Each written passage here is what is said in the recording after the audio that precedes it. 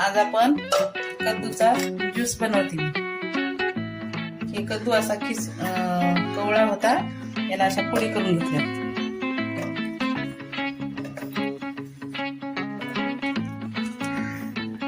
टमाटर, अर्धा टमाटर,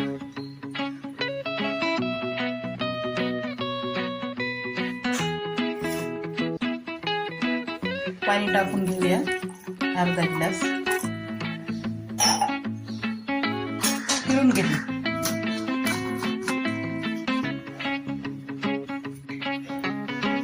हे बघा असा काढून घेतलेला आहे, तर आपण याला काढून घेऊया।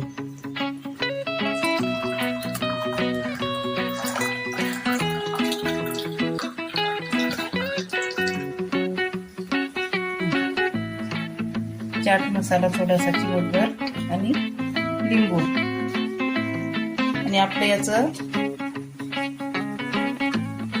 कद्दूचा ज्यूस रेडी आहे।